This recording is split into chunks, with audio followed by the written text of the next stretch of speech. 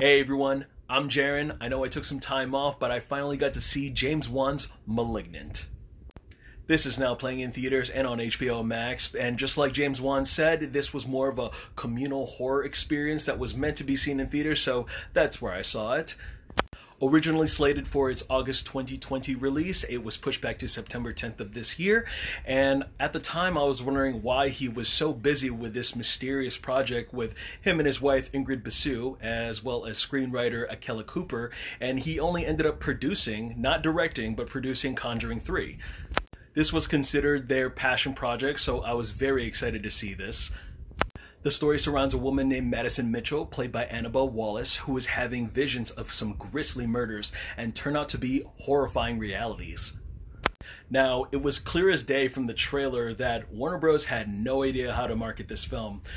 Like, whatever the trailer is promoting, what the story that they're trying to kind of throw at its audience and aim at, it was nothing like it. This movie, the story, the experience, it was nothing like that they're advertising, and to be honest, it might piss off a lot of people.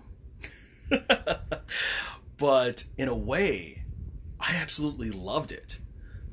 Writer-director James Wan definitely explains that this is not like his previous films. You don't go in expecting Insidious or The Conjuring. This is a whole new beast. Wan and his team have definitely made a campy, silly, fun, very stylish giallo film. And for those of you who are not familiar with giallo films, they're like old school Italian horror.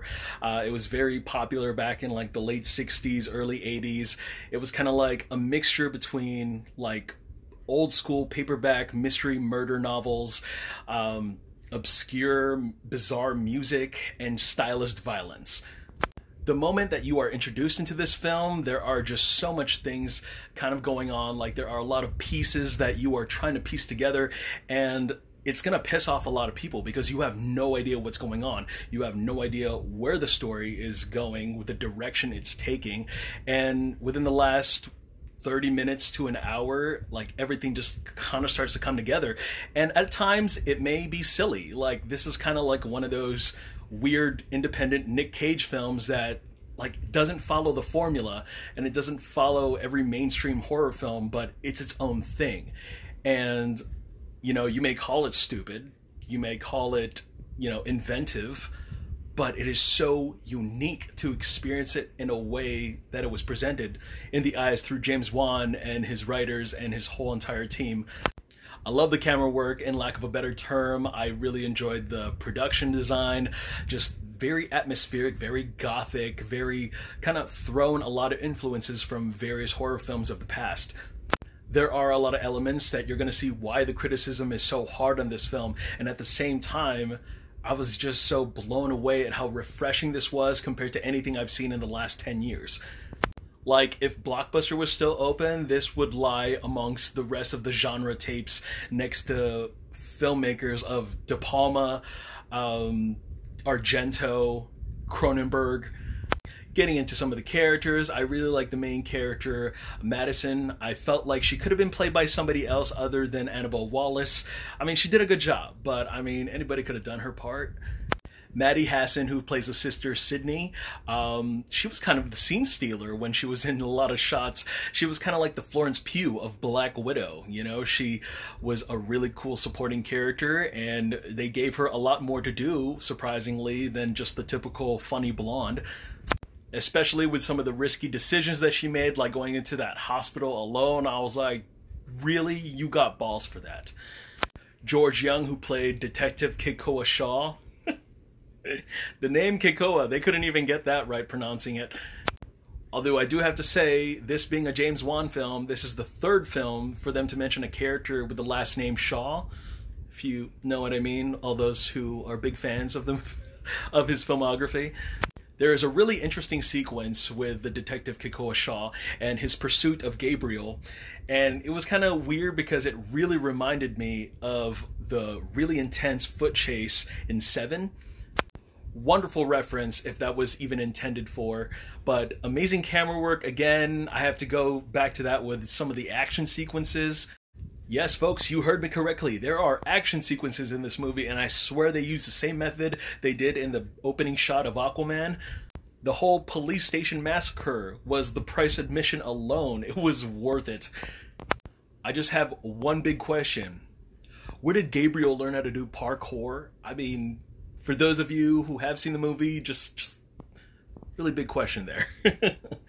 Going back to admiring some of the best cinematography work, I really love that big crane shot they did around the house in the first act. It was really quite gripping, you know, instead of seeing your usual camera shot where, you know, we're lurking around the house and we're seeing what may pop out around that corner, but instead it's what's chasing her, and you have a full wide shot of her surroundings, and you still are kept in the dark in the first half of the movie of what or who it may be.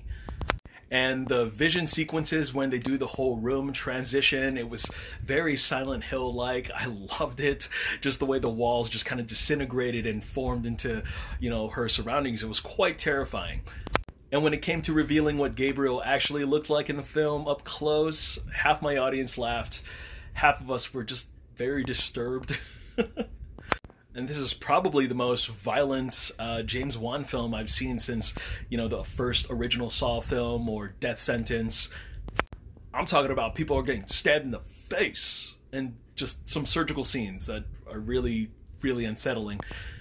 It is quite challenging to really go deep into the story and into a lot of the plot twists and surprises that are held within this film because, you know, watching the trailer, you know, I had no idea what I was in for. I thought it was going to be plain cut and simple. No, this is very different, and a lot of audiences are going to be divided by this film, but I loved it. I enjoyed it for everything it was. This is probably on my top 10 of this year.